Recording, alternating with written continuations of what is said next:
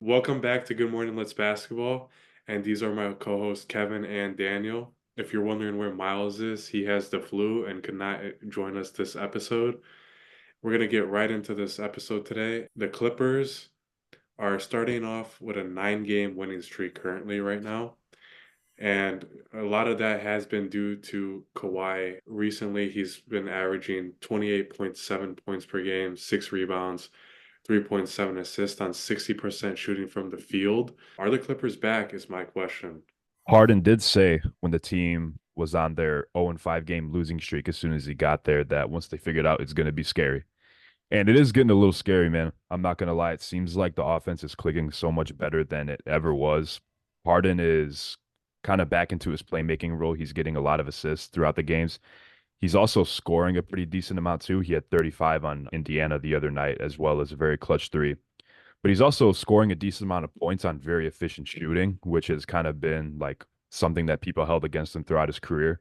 Like, oh, yeah, he had 30 points, but he put up 30 shots. But he's been scoring very efficiently recently. It seems like they found a way to have him and Westbrook work out together on the court, and they do bring him off the bench, which has worked out pretty well. I don't know if LA is still shopping trades for him. Recent rumors I have heard is sending him to Miami, but, I feel like they're kind of discouraged with that a little bit now that they're on a 9-game win streak and they have pieced together some good wins on some pretty good teams as well. They beat the Warriors twice, who are struggling, but it is the Warriors. We're never going to count them out. Kind of contradicting what I say the past 2 episodes about them being trash, but you still got to respect it.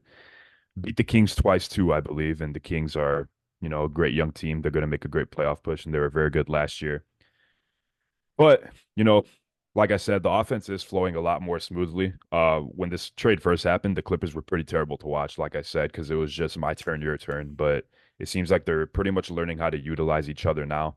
Kawhi's looking like his prime self, which is very good to see. Kawhi's one of my favorite players, and he was probably the best player in the league at one point. And something else I want to mention is Kawhi's having the most fun in his life that he's ever had. I've seen him smile the past 2 days more than I ever have in this whole time in the league.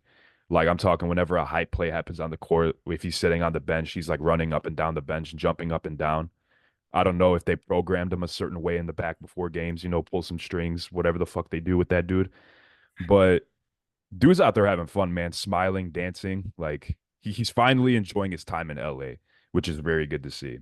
But what do you guys think as far as prediction says where the Clippers might land at the end of the season in the playoff push? Because I think they'll definitely sneak their way into the playoffs for sure. I agree with pretty much everything that you had said from earlier. The thing that was most concerning for me was really just like the Westbrook situation. I didn't want to see him leave without them at least finding some success over the course of the season. And I had seen a comment recently from like a really good offensive play that the Clippers had, and someone said they have 4 Hall of Famers on their team, like something was bound to break, right? Something was bound to work. And what I've seen, at least on my end, is when the Clippers are playing at their best and when they look the most elite and most dominant or successful, I think is when Harden and Westbrook aren't necessarily sharing the court. It seems like every time I see the Clippers do something good, I see like Harden do something good, and then in the background, you see Westbrook still on the bench just clapping, or vice versa. So that might have been what they figured out, is just kind of knowing the respective roles and knowing who should get what minutes and all these other things. But that being said, yeah, I think it's kind of a no-brainer that the Clippers will be in that playoff conversation. What I'm interested in is how far of a push they can make, right? Because now it's too early to say they're going to be one of the top teams in that, 3-team top of the Western Conference type of division pyramid or whatever you'd call it. But it's impossible to tell this early on, although you have to wonder with 4 Hall of Famers, that experience could play a huge factor. So we'll have to see. One thing I didn't realize before I asked if you guys think they'll make a decent playoff push is actually how high they're sitting in the Western Conference. They're currently fourth, record at 17-10, only 3.5 games behind from the number 1 seeded Timberwolves, who are currently 20-6. So they're as good as anybody in the Western Conference right now, as they definitely should be. Paul George has been playing pretty well too. They are playing the Thunder tonight, actually. I'm going to go ahead and pull that up real quick. Last time I saw, they were up, and PG isn't playing tonight. And they're down 17 with 5 minutes left. So looks like that win streak will come to an end, but 9 games is very impressive. Last 10, they won 9, only lost 1. Looks like they might not come out with the win tonight. But, if they keep this up, which I definitely think they will, and I would like to see them to, because it's about time that this Clippers finally put together a good season to where they make it deep into the playoffs. I think they can definitely stay in the realm between the 4 and 6 seeds. If they fall anywhere below that, obviously they're going to be in the play-in, and they probably have to face teams like the Lakers or the Suns, who are sitting at 8 and 10 right now. Pretty disappointing. But yeah, currently sitting fourth, it's definitely looking positive for them for once. Yeah, a couple things I wanted to say about the Clippers team is that Kawhi actually has not missed a game this season yet. A lot of people coming into the season were wondering how healthy that Paul George and Kawhi could stay this season, and Kawhi hasn't missed a game yet, which is really good. And I think he even commented on that, but I can't remember what he said about it. Another thing too is with Westbrook, he said that he deserves a spot on the all defensive team this season. He said, "Ain't too many people defending better than me at this point if we keeping it honest." And with the trade rumors, I kind of think they have died down a little bit with him going to Miami Heat. I mean, maybe they'll start ramping up closer to the All-Star break, but for now, after they went on that 9-game winning streak, I don't know if they'll trade him. I think it's working right now. Why not keep it? If you made it this far into the episode, it would mean a lot if you guys could subscribe to us. We are almost at our goal of hitting 250 subscribers at the end of the month. And if you guys are enjoying the video, please drop a like as well. It helps support us a lot. And if you guys are listening on Spotify or Apple Podcasts, if you can drop a rating, it helps us out a ton. We are almost at our goal for 25 ratings on there. Back to what you were saying about Kawhi's comments about not missing a game. He said that kind of with that load management rule and not being able to miss games, he said that he wanted to sue the NBA for negligence, which is, I took a law class this past semester. Negligence was a topic that we covered, but ever since the exam, I couldn't fucking tell you what the definition is. Like negligent about the player's health? I don't know. I don't think he really knows the definition of negligence either, if we're being quite honest. But fuck Like it. Fuck it. He has hundreds of $1 millions in the bank. Who are we to tell him? like Anything. Zion going through all of the different emotions while trying to say what word was he trying to say? Oh, I know what you're talking about. I can't Oh, remember. lackadaisical, or maybe I said it Lack wrong. lackadaisical. Did I say it Lackadaisical. wrong? No, I think you said it right. Lackadaisical. I think that's how you say it. And he said like, That doesn't sound right. I'm gonna Google this, bro, because we're all about to sound stupid. but what did he say? He said he was like, it's very lackadaisical. Maybe that's what Zion said, actually, now that I think about it. And we're the idiots because we're acting like we know. I think we kind of went into the game too lackadaisical.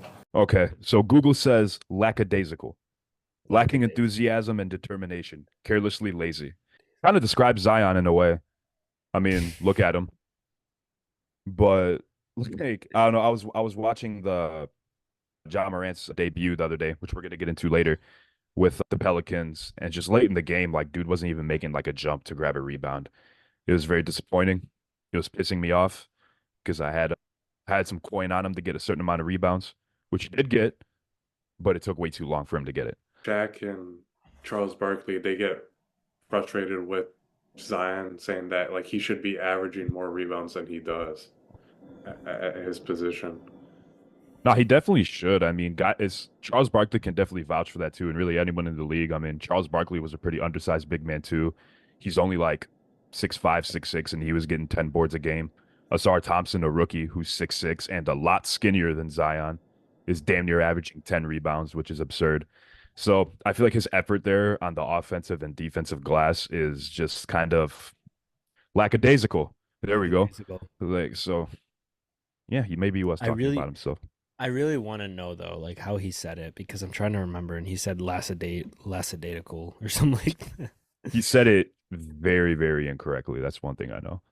But yeah, I mean, he's a big body, 6'6", 6'7". He's definitely physical enough to get in there, get some boards. It would definitely help out the Pelicans too, because outside of Big Val, they don't really have anybody out there that's grabbing boards. And when Zion's not, you need a couple more boardmen out there.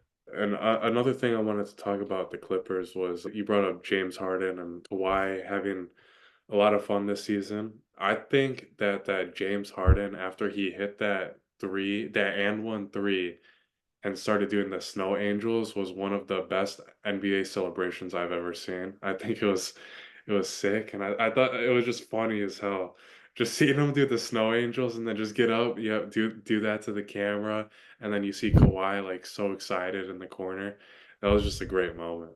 That definitely So wasn't the most hype that Kawhi has been though this season. Do you guys? I forget if it was Paul George. No, I don't think it was Paul George. I think it was either James Harden or Russell Westbrook when they made like I don't know if it was a game-winning shot or is an important shot, and he like swung his hand as if they just won the finals. That was probably the happiest that I've ever seen Kawhi in my life. yeah, I think it was a Harden and one. I kind of just thought about it. Every time that you see Kawhi being really happy on the court, it's whenever Harden does something. He must love Harden. They must be homies or something, bro. Because every time Harden does something, he gets excited, like That more excited than he's ever been. that must be how Kawhi Leonard wishes he could play on the court. He's like, look at this dude. Like, Don't think because so. they're just, it's a joke, but I just mean like fundamental, very fundamental oriented player like Kawhi Leonard versus James Harden, with a different Yeah, kind of unconventional style of play. Like, he's probably just a little jealous that this dude can take contested threes and eat at Old Country Buffet before games. what's it called? No, Harden's definitely rubbing off on Kawhi a bit. Like you said, his energy's there. I don't know if you guys saw yesterday the Clippers played the Mavericks, and Kawhi did a Euro step. Fire. I didn't know he had that in his bag. He did a Euro step and he made Grant Williams and Luca run into each other. Like, bro, Kawhi Leonard did that. We're talking about this dude does 2, 3 dribbles max, pull up, barely ever puts the ball between his legs. Never ever seen him put the ball behind his back and then hit a Euro step. Nasty. I so Yeah. desperately want to see these guys do well, man. It would be so much fun to just see these four Hall of Famers be back slightly into their prime, hooping like they used to. That it would be a lot of fun to watch. I think the one player in the NBA that everybody wants to see win a ring is Paul George. Every NBA player has idolized him, and every NBA fan is a fan of Paul George and his game. So I'm sure that that's probably the one player in the NBA right now that and everybody wants to see win a ring.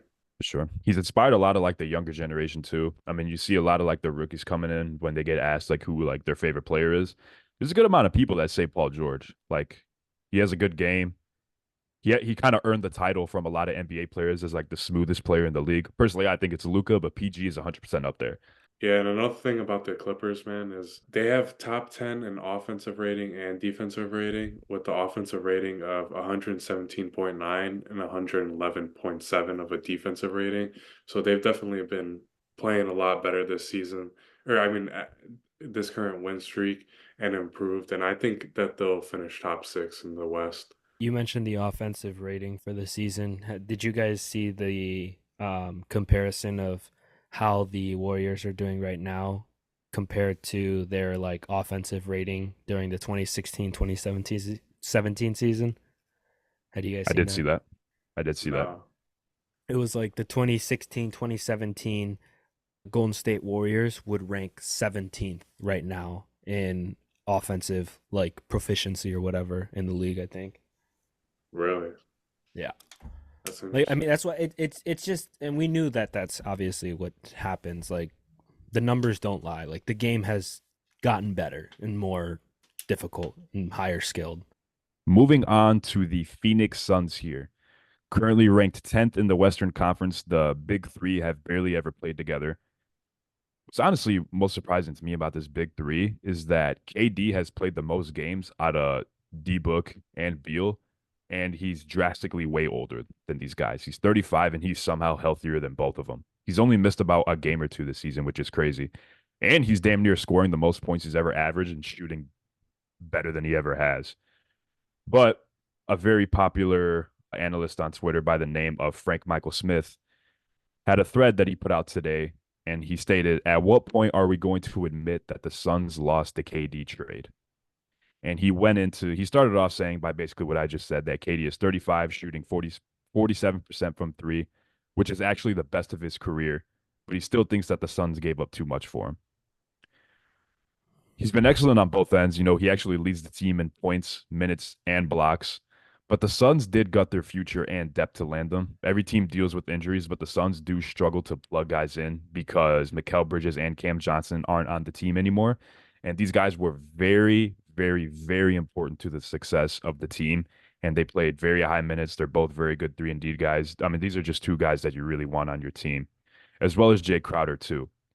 And the two wings that they have that replace those three guys are Grayson Allen and Josh Okogie, which aren't too great of replacements. I mean, those guys are good, but they're not Mikal Bridges, Cam Johnson, and Jay Crowder. The first rounders that they dealt are much of a different story. The Suns gave up 4 of them for KD. Chances are that those people won't be lottery picks, but Phoenix needs guys, and they're very much out of money. Not only is drafting guys to replace Bridges and Cam Johnson not an option, but neither is signing them as well. They're also way over their luxury tax with the team payroll out of $188 million. And I definitely agree what it means. Sometimes you're better off having a team that's deep and well-rounded rather than shallow and top-heavy, which I think is like the perfect way to describe the Suns. They were very deep. At one point, I'd say that they're one of the deepest teams in the league, but now they are very much shallow and top-heavy. Phoenix may have pulled something off. They were pretty good last year. I think they finished the season 5th or 4th in the Western Conference, but I don't want to say that the Suns lost the Kevin Durant trade because simply he's the best player on the Suns right now, even ahead of D Book. I think they lost trading for Bradley Beal for the simple fact that he's not playing. He's not on the floor. He's never on the floor. He'll come back for a game or two, get hurt. Come back for a game or two, maybe 3, 4, gets hurt again. This big three has not played at all They've this only season. played one They game. played. They've played one game 2 months into the season. There's no chemistry. There's no way there's chemistry between those three guys. Only playing one full game this entire season. That's definitely going to hurt them later on in the playoffs when teams are locking in, when the veterans are playing a little bit harder, and you're going to need chemistry to take you through. You also need depth in the playoffs, which, I just said for the past 5 minutes that they do not have. So I think it's a little extreme to say that they lost and they kind of tanked their team with trading for KD. I understand the things that they gave up in the picks and getting rid of Cam Johnson and Mikal Bridges, but I think they could have went with a little bit better of a route than signing Bradley Beal. Maybe using that extra money and trading for depth, I think would have been a much better option for Phoenix. Maybe the Suns could have made a better move, especially like you said, Kevin, in regards to the trade for Bradley Beal, because it really seems like that's more of the issue right now than getting KD. I mean, KD's still putting up KD numbers and playing like he does, so you can't really take that as a loss, especially when you're going after these really big names in basketball that are elite superstars. You're always going to get a player that is your franchise guy, and you're going to have to risk a lot in order to possibly win a championship. So I think in regards to that comment of it was risky and did they lose the KD trade, I think every team that makes a trade like this where they're trying to get what I would call a quick win, when a team has a superstar like the Suns do with KD, the main point of what they're doing with him is to get wins. And so to me, it just makes sense that the Suns have a player like KD. Them having KD, I think if they didn't have him this season, they'd just be very average. They're not looking that good on defense. Offensive wise, they're not good besides KD. KD is averaging the third most points in the league right now at 31 points per game. And if this trio stayed healthy, I think that they could have potentially a better record. But like Kevin said, with that depth in the playoffs, I think it matters. And you got to have that chemistry. They need to get on the floor together. And get that chemistry, play together, and hopefully they can make a strong playoff run. But it's very unfortunate for Bradley Beal because that was a nasty injury. I don't know if you guys saw it with the ankle injury. That sucks. You can't plan for stuff like that. No, definitely not. And ankle injuries are definitely like up there too, like some of the worst injuries you can get, because that pain kind of lingers. Like that pain can go away on some days, but the second that you might plant or come off a screen, you can reactivate it. The pain can kind of hide and linger away, like I mentioned, but it's very hard to treat. Well, Also, in order to land Bradley Beal, they did have to get rid of Chris Paul and Landry Shamet. Now, if I'm kind of in a win now scenario, I'm going to pick Chris Paul over Bradley Beal for the simple fact that Chris Paul, you can't say this about much other players comparing him to, has been more of a winner than Bradley Beal. Bradley Beal has never made it past the second round in the playoffs, has barely ever made the playoffs.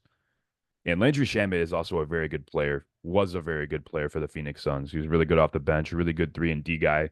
He's going to fit on 95% of teams in the NBA. He's like a guy that you want on your team. I kind of do bash Bradley Beal a lot on this podcast just for the simple fact that I don't think he's anything special. And it is unfortunate that he has sustained injuries, but my opinion on that does still stand true. I just felt like that Phoenix could 100% went a better route with making a trade than Bradley Beal. At this point, I honestly think that they shouldn't have traded for him at all. At all. Honestly, just keeping Chris Paul playing with D Book and KD, having another ball handler out there. D Book has taken on a very good role as the starting point guard for Phoenix, but naturally, he had to change his game to become that because he is a pure scorer. But like I said, he has taken the playmaking role very well, and he's been doing very well at it. But getting rid of Landry Shamet as well, I think, has hurted them as well. The interesting part about the Suns Chris Paul trade to me is that it was really unfortunate because after that last finals that they, or sorry, after that last playoff run that they had with Chris Paul, I don't know if you guys remember kind of the feeling that a lot of people had, but it was sort of this feeling of like, okay, like they're gonna need to move on from Chris Paul. I mean, I remember it wasn't just me. I think it was us having conversations too, even just as friends. Like it just made sense that this was probably the last playoff push that Chris Paul could give to the Suns. And so that situation is tough because, like you said, Kevin, I do agree with Chris Paul is probably the better point guard, and he is probably the point guard that I would pick if we were in a win now situation. With the Chris Paul situation, I think it was just unfortunate because, yeah, the Suns kind of got everything that they could get out of him and still weren't really able to pass that threshold or pass that line to win it all. And so I think that's kind of the main reason why they went for someone like Bradley Beal that gives you the impression that they may be younger, more athletic, more ready. And it just, that wasn't really the turnout that they got going into the middle part of the season right now. Yeah. And we already know about Chris Paul, too. It's no secret. The season is simply too long for him. I mean, 82 games is a very long season, but Chris Paul, the most recent years, he hasn't been able to be there when they do make it deep into the playoffs. I think Phoenix definitely knew that, considering that the time that he was there, I mean, he played in the finals not being able to physically shoot the ball because his shoulder, I believe his hand was so messed up. So, I feel like they definitely took that initiative to think, maybe we could go a better route other than Chris Paul. They decided it was going to be Bradley Beal, but I definitely do think that they're worse off. when this trio comes back fully healthy, do you guys think that they could make a better seeding for themselves? Because right now they're currently sitting 10th in the Western Conference, 14 and 13. So do you think they'll be higher, or do you think they'll be below like the fifth seed? I mean, if they get worse than the 10th than where they're at right now, then it's a big problem. I definitely do think that they can become a play-in team. As far as being higher than six seed, it is 100% possible. We do have to remember they do have KD and Booker and Beal on the same team. But can they get on the floor with each other is the main question. Is can these guys stay healthy and get on the floor with each other? Because we don't even know if they can play with each other. Without each other, the three of them playing, they're sitting at 10th, which is just just scraping the play-in. And that's not what they're playing for. They weren't coming into the season aiming to make the play-in. They were aiming to be a top 3 seed, which is they're pretty far from it right now. Obviously, I'm pretty sure they did take into account if one of these guys go down, can we still be successful? And they're simply not. Picking up Nurkic in a trade was actually really good for them. When they first got Nurkic, I was like, oh, like their big man's Nurkic. Like he's solid, but like, is he going to be good enough to hang with the other big men in the league? And he's been surprising me this year a lot. I mean, he has multiple 20-point games. I think he even has a 30-point game. He gets boards, very solid defender, big body down there, very physical. So, I will admit I was wrong there 100%. Nurkic has been playing his ass off, but they're going to need all three of these guys out there 100% if they're going to want to get into the playoffs or even make a solid playoff push. Yeah, I mean, like Kevin said, I think the biggest thing around them is how late into the season they're going to be able to get on the floor with each other. My biggest question mark around them is, again, like Kevin said, the chemistry. How well are they going to be able to play within an offensive system together?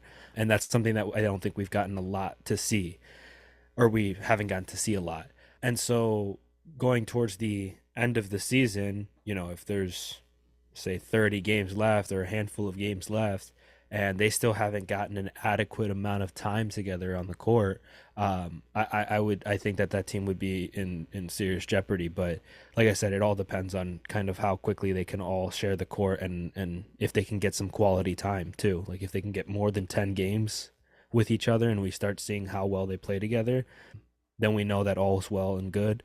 And I would say I'm pretty confident that that will happen.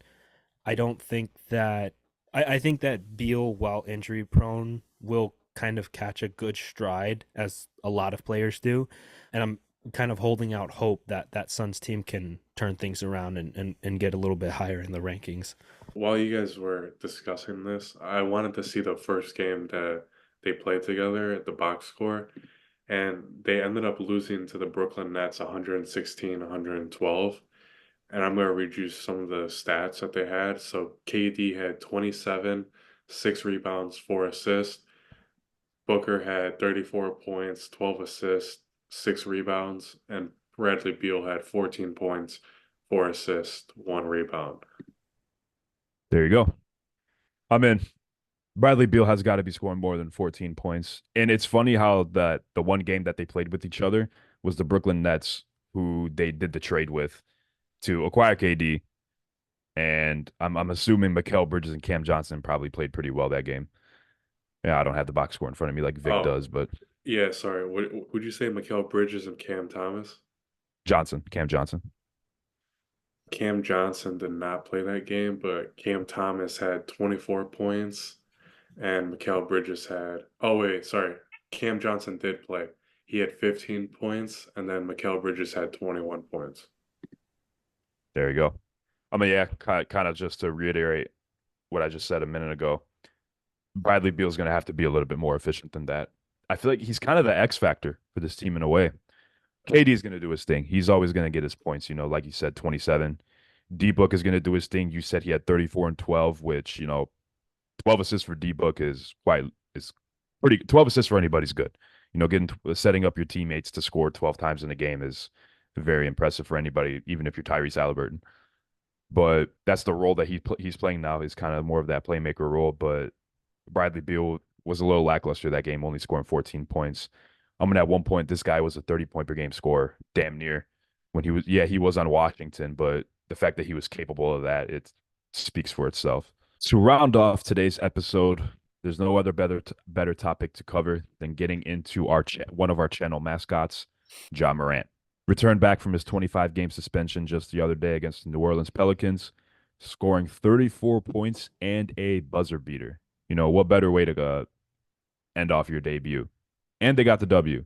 The Grizzlies don't have much of those this season. Currently sitting at 13th in the Western Conference with a 7-19 record. Now, do we think that the Grizzlies can piece something together and make a push for the play-in or playoffs? Now, they're going to have to go to work. They're going to have to really put their heads down and get straight to it. They didn't have a great start to begin the season, obviously, but they're going to have to work pretty hard, harder than they've ever worked the past few seasons. Marcus Smart has been missing time recently. Hopefully, he's back soon because he is going to be very important to the perimeter defense of that team because they currently don't really have it. Ja Morant's not the greatest defender. Desmond Bane is a solid defender, but he has the same length of arms as a T-Rex. He can't really get out there and contest shots and get in passing lanes. He can stay in front of a man, but he's not very distracting to offensive players. But 7-19 record. I did say before the season started that the Grizzlies should be okay without Ja Morant for a little bit, with Marcus Smart being there. That's kind of a veteran presence, and Jaren Jackson and Desmond Bane kind of growing into their roles on the team. But I was wrong. I'll gladly admit that. But I also said that because of the past success that they did have without Ja Morant. That one season that Ja Morant missed a decent amount of games, there were 21-3 without him.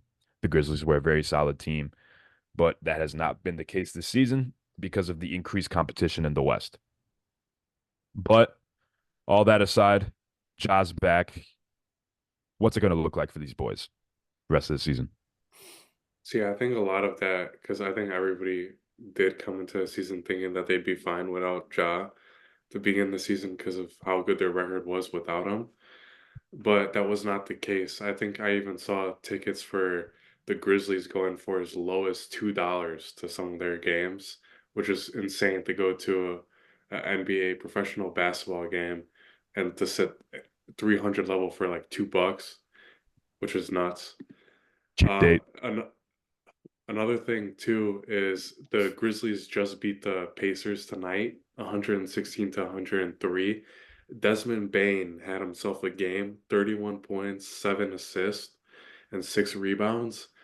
Ja Morant had 20 points, 8 assists, and 5 rebounds. What the Lakers did last season with coming back from the All-Star break being, I think they were like 13th in the West or 10th. I can't remember. And they came back and ended up finishing 6th or 5th in the West, which was, I didn't think it was possible for them to do that. I thought they were going to be a play-in team for sure. And if the Lakers could do it, I definitely think that the Grizzlies could do it. And they're starting off strong, beating two strong teams with the Pelicans and Pacers with Ja's return. When it comes to the Grizzlies, I am not particularly scared if I was like a fan of the Grizzlies. I think either scenario plays out kind of the same. Unfortunately, I don't see the Grizzlies as a contender, so both of these theories end up with them losing. Either they get to the play-in, which I think is very likely, and I think that they could do that fairly easy. I agree with the fact that, like Kevin said, they will have to put their head down and they will have to make a push now, but I think they'll do it relatively easy, especially with Ja Morant being back. But the result will be the same, right? Because the play-ins for the Western Conference are going to be tough. No matter who's in there, we know that those games are going to be tough. And if they do somehow make a push to get in the top, past the play-in and in the playoffs, which I think is very unlikely, even if they were to be in that position, they're still going to be, facing the hardest teams in the Western Conference. So it's a lose-lose situation to me for them. I don't see them as a prepared team to win a finals or to win a championship. So I see both scenarios playing out kind of the same. I think it'll be fairly easy for them to make the play-in, but I don't think it's possible for them to make a playoff push. It's going to be a lot easier now that they have their best scorer and playmaker back, but they're going to need Smart back if they want to make any type of push. I mean, with Ja back, they're already on a 2-game win streak, but they're going to have to put together a pretty solid win streak starting now. They've already started it. Can they keep that up, though? If they can trim their record to slightly below 500 or even exactly 500 by the All-Star break, I would say that they're going to be in a very, very solid and comfortable position. But it's going to be very tough for them. And I think they can definitely get it done. They have all the talent in the world on that team. I mean, once Smart comes back, I think they're definitely going to have one of the better defenses in the NBA. They have Jaren Jackson, reigning Defensive Player of the Year. Dude definitely locks down the paint, grabs boards. And with Marcus Smart out there, obviously, we know what Marcus Smart's capable of. He's one of the best perimeter defenders out there. He's really an enforcer out there on the perimeter. And he's a good playmaker and shooter as well. So they're definitely going to need him if they want to make a very solid push by the All-Star break. I don't anticipate the Grizzlies to make any trades by the All-Star break. I definitely don't think that's something they're interested in. I feel like they were kind of just waiting. Like they were aware of like, all right, we're in a very tough position right now. We definitely need Ja back, but he'll be back soon. And now that he is back, it is looking very positive for them. Yeah, and I think another thing too is it's just gonna take time because they do have Steven Adams who suffered the season-ending injury before the season started. Brandon Clark too, he suffered that injury last season. And once they get these pieces back together, I think next year they could probably be something more. I don't see them particularly a contender like Daniel said this season. I just don't think that this season's right for them. They had a lot of setbacks this season, a lot of setbacks. For sure. Honestly, I completely forgot that Steven Adams was even on that team. He's very important to them. Same thing with I knew about Brandon Clark, but Brandon Clark was actually a very, very good player for the Grizzlies. He's a very solid backup. I think he even started some games too for the Grizzlies. But, with both those guys going down, like those are two bigs. They're only down to one right now, which is Jaren. They have other backups as well, but those guys were really good on the defensive end and were really good board men as well. Brandon Clark kind of had that role of rebounder, and he was a really good lob threat, which is it's always a plus to have a lob threat on your team, especially with Ja, the way he plays. He likes to attack downhill, having that big man kind of look and be able to throw the lob up to him. He does a lot with Jaren Jackson. He had about like 3 or 4 assists just off that in his debut game to Jaren Jackson off just driving lobs, which is like I said, very big advantage to have. But having two of those guys is an even bigger advantage.